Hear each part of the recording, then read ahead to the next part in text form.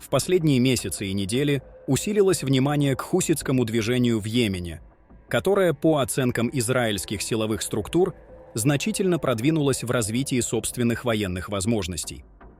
Израильские СМИ, в частности ИНЕТ, отмечают прогресс хуситов в производстве дальнобойных дронов и ракет при поддержке Ирана, а также использование подземных сооружений для их изготовления и хранения. Израильская армия видит в этом часть более широкой иранской стратегии – перевода военных структур в регионе на собственное производство вооружений, что снижает зависимость от внешних поставок.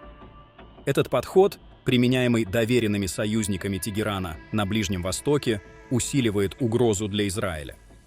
В ответ ВВС Израиля активизировали удары по портам Йемена, чтобы препятствовать поставкам иранского оружия. При этом в Израиле подчеркивают, что чем жестче блокируются каналы доставки, тем быстрее хуситы наращивают независимое производство. Опасения связаны не только с ракетно-дроновыми ударами, но и с возможными планами хуситов подготовить масштабное вторжение по модели нападения Хамас 7 октября 2023 года. По данным разведки, подготовка боевиков ведется в Йемене, а реализация подобной операции может быть спроектирована через Иорданию или Сирию. Израильская разведка утверждает, что конечная цель подобных сценариев – массовые нападения вплоть до попытки прорыва к Иерусалиму. В этой связи Израиль сформировал специальные подразделения военной разведки под командованием генерал-майора Шломи Биндера, которые сосредоточены исключительно на хуситской угрозе. В Иерусалиме подчеркивают, что это единственное правительство в мире, которое официально заявляет о стремлении уничтожить Израиль. В то же время отмечается, что, несмотря на громкие названия в медиапространстве, такие как «Военная операция «Потоп Иерусалима» или «Буря Аль-Акса», реальные возможности хуситского движения ограничены. Их ракеты часто перехватываются, а удары Израиля по их инфраструктуре остаются жесткими и регулярными. Отметим, что эти названия военных операций активно муссируются в иранских и турецких СМИ. Обострение ситуации вокруг Газы параллельно вызывает напряжение в отношениях Израиля и США. Как сообщает Axios, администрация президента Дональда Трампа призывает Биньямина Нетаньяху принять мирный план по прекращению войны в анклаве и предупреждает, что продолжение военной кампании приведет к еще большей международной изоляции Израиля. По данным источников, эта позиция была передана Нетаньяху на встрече с американскими представителями. Трамп публично заявил: «Я не позволю Израилю аннексировать Западный берег. Достаточно. Пора остановиться». Тем временем израильская армия продолжает наносить удары по объектам в Ливане, Сирии и других регионах. Пресс-служба ВВС Израиля сообщила о ликвидации объекта по производству высокоточных ракет для Хезболлы в районе Бекаа, подчеркнув, что это нарушало договоренности с Ливаном. Ситуация осложнилась инцидентом в сирийском воздушном пространстве, когда израильские истребители по ошибке сблизились с турецкими самолетами, что вызвало озабоченность в Анкаре. На фоне военных событий международное внимание привлекло выступление Биньямина Нетаньяху на Генеральной ассамблее ООН. Его речь сопровождалась техническими новациями. QR-код на пиджаке содержал ссылки на материалы о нападении 7 октября, а трансляция велась через громкоговорители в секторе Газа. Нетаньяху утверждал: «Израиль применяет больше мер для минимизации потерь среди мирного населения, чем любая воюющая страна в истории». Он призвал Хамас сложить оружие и освободить заложников, подчеркнув: «Если вы это сделаете, вы останетесь живы. Если нет, Израиль будет вас преследовать». В то же время его заявления вызвали неоднозначную реакцию. Сначала многие делегации покинули зал в знак протеста, выражая недовольство выступлением премьер-министра Израиля. Он обвинял Хамас в зверствах, хотя многие отмечали, что в его речи не было упоминания о многочисленных жертвах среди мирных жителей Газы. Он также заявил: «Мы еще не закончили. Последние боевики Хамас находятся в Газе, и мы должны завершить работу как можно скорее».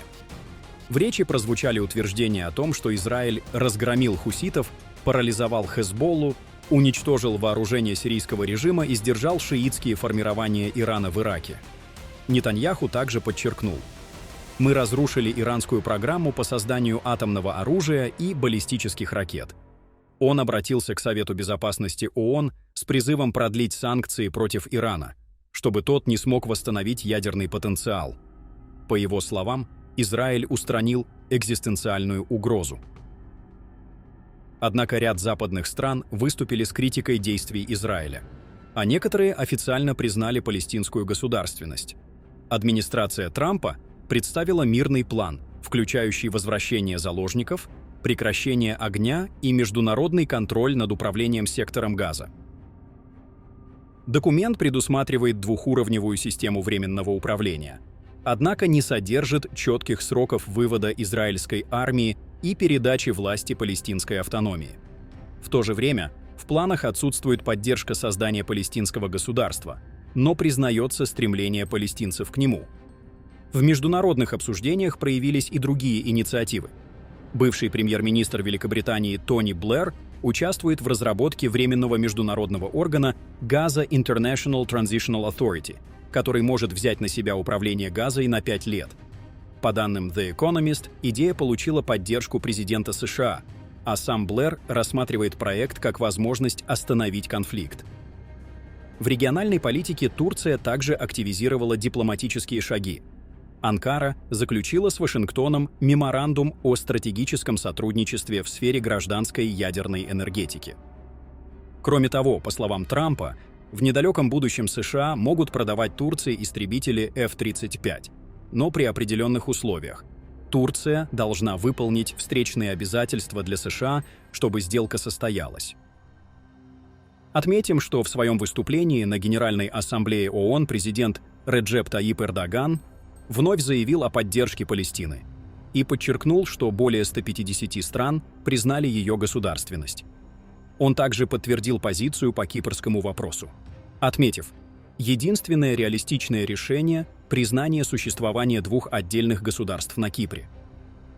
А вот ярый противник Турции, Греция, которая выступает против признания двух государств на Кипре, премьер-министр которой, Кириакос Мицотакис, обратился к Нетаньяху с противоположной позицией и призывом: «Я говорю своим израильским друзьям, что они рискуют потерять всех оставшихся союзников, если будут продолжать идти по пути, разрушающему перспективу решения о двух государствах».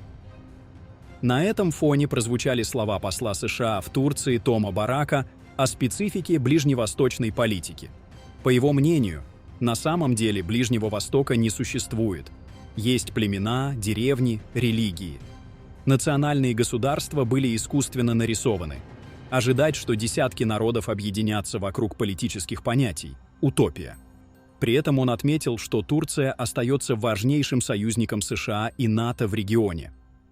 Совокупность всех этих событий показывает, что война в Газе и параллельные военные операции Израиля против различных группировок в регионе выходят далеко за рамки локального конфликта.